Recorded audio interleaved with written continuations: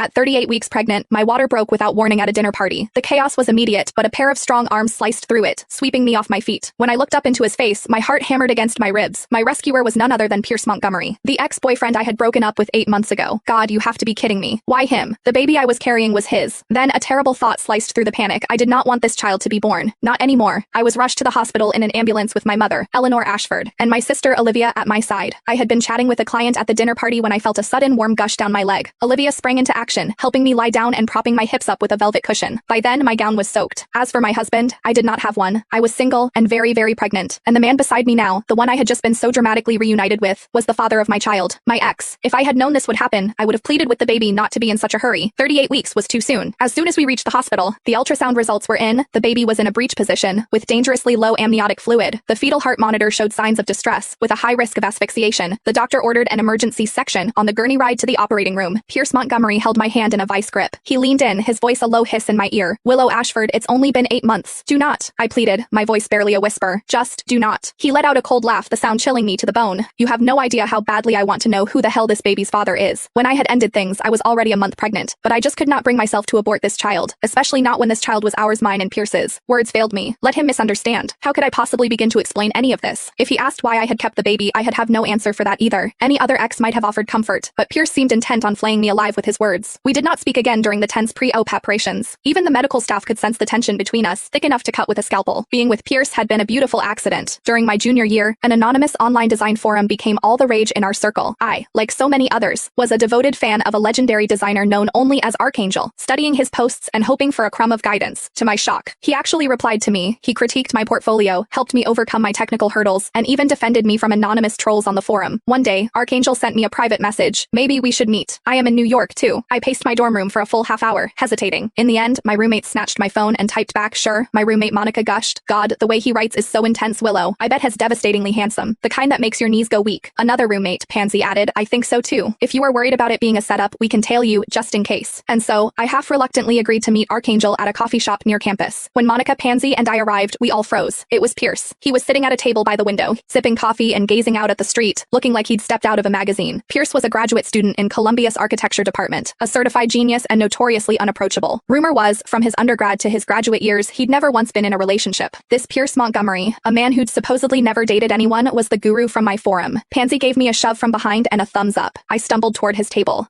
Pierce, are you Archangel? I am. Are you Willow? Yes. The legendary, untouchable campus heartthrob was sitting right across from me. We talked about design, about our classes. I felt like I was in a job interview, my back ramrod straight, my ankles crossed, barely daring to breathe. It was a great conversation. As I got up to leave, Pierce suddenly called my name.